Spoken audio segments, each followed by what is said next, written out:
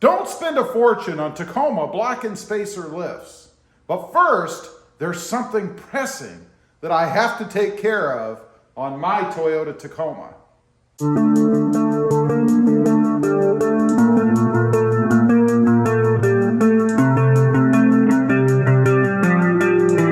Don't forget to smash that subscribe button and click that notification bell so that you don't miss out on any upcoming videos. Well, good afternoon, everybody, and welcome back to RobMotive. And that's right, don't spend a fortune on block and spacer lifts for the Toyota Tacoma. Now, one thing that I mentioned in the beginning, you saw, there's something else that's very important that you need to take care of. And of course, that is tire inflation, tire air pressure. You know, I checked mine today. We had a big temperature swing here recently, typically in the 70s, maybe low 80s, down to freezing at night. So I lost some air pressure in the tires, about 4 pounds per tire. So I got that adjusted. I run my tires right about 35 and a half, 36 pounds, something like that. So I was down quite a bit from where I normally run. Everything should be golden now. But let's talk about block and spacer lifts. You know, if you decided to go that way, which, you know, it's a low-end lift, you're going to suffer a little bit of ride quality because you're compressing everything by using a block and spacer lift. Now, if you're not familiar with them, it's exactly what it says. It's a block in the back, goes right underneath the leaf springs down there, kind of compacts things a little bit, but raises the truck up however high the space, or the block rather, that you put in is going to be.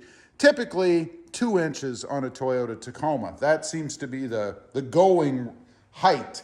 Up here in the front, it's a spacer, same kind of thing. There are different ways to do it, but typically it fits right up above the coil there. And again, it raises the truck up, but compresses the coil a little bit. That's why you get a firmer ride when you go with a block and spacer lift. Now, what am I talking about? Don't spend a fortune on a Tacoma block and spacer lift. There's no reason to. These are simple steel pieces, hunks of metal, if you will, particularly the block that goes in the back. If you've ever seen one, it's just, in this case, a 2-inch hunk of steel. Now, could there be quality issues there? Of course. I mean, if a manufacturer uses some kind of subpar steel that's either going to disintegrate or rust or maybe flake off, it could be a problem over time. But honestly, it would take quite a long time for something like that to rust out or fall apart. There's no reason to spend any more than you have to on a simple hunk of metal. Same thing up here in the front. It's a little bit different, but in essence, it's a steel spacer. And again, unless the manufacturer is using some kind of way substandard material, you should be okay, and there is no reason to spend a fortune on a block and spacer lift for the Tacoma. So, what do you need in order to achieve a good lift? Well, or what should you spend, I should say. I looked. I went out to Amazon, just did a quick search, and there are thousands of them out there probably, at least hundreds. And one that I saw included the block and spacer. It was a 3-2 lift and also had the differential drop, which you should do if you have a 4-wheel drive. Now, the cost on this thing, it was $135 with the drop. Now, most people probably are not going to put them on themselves. You're probably going to go to a shop, so obviously you're going to spend more than $135. And the typical rule of thumb, I think, anytime anybody resells anything, it's usually 100% markup or double the price. So in this case, a $135 kit will cost $270 to you, including the markup. It may be a little bit higher if there's any shipping costs in there. Hopefully you're dealing with a shop that has enough clout with their supplier that they don't get charged shipping, but it's probably unlikely. So anyway, for the sake of argument, we're going to use $270. That's just for the lift itself, the block, the spacer, and the diff drop. Now, you're going to have labor. of course they have to make money on labor. That should be somewhere in the area of right around $300 to $400, I think is a fair number in my experience. And I have had several of them done. This is the, I don't know, 6th, 7th Tacoma I've had, and I have had many of them done, and I have gone with block and spacer on every lift except this Tacoma. So labor's going to cost you, should be about $300. Let's push it a little more. Shop's a little greedy. Maybe business is booming and they don't need to have you there. Maybe they're going to charge you somewhere around $400. So you're somewhere in the $570 to $670 range. That's what it should cost you, and that includes alignment, by the way. Anytime you do anything with the front end of your truck, it must be aligned.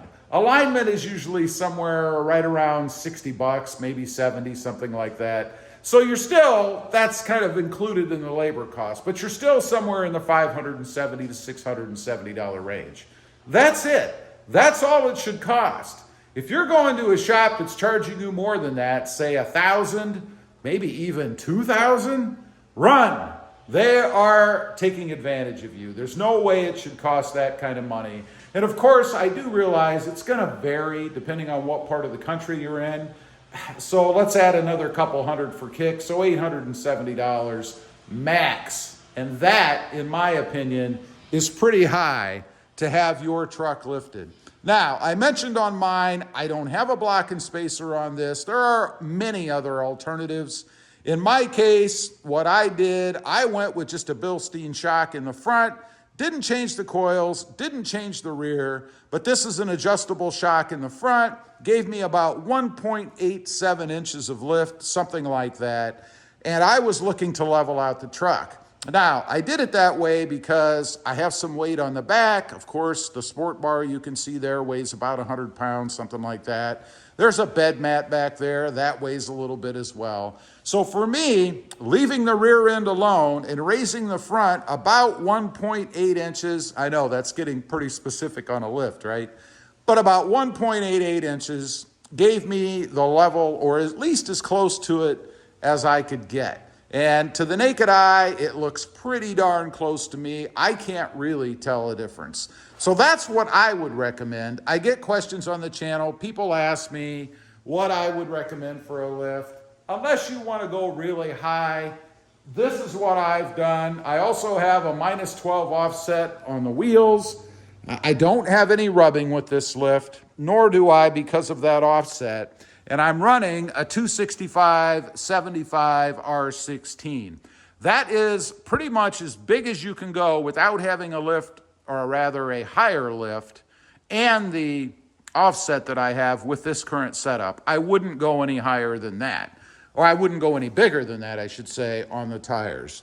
Anyway, I just wanted to get on here, kind of run over that a little bit. I see a lot of people getting taken advantage out there when they go and have a lift put on, and it's just absurd. Leave a comment. Let me know. What does something like that cost in your area? I'd be curious. Also, don't forget, if you haven't yet, smash that subscribe button and click that notification bell so that you don't miss out on any upcoming videos. I do have 2 additional channels. RobMotive FST, all about full-size trucks.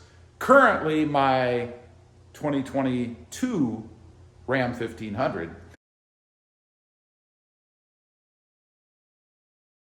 And RobMotive JT, all about the 2020 Jeep Gladiator.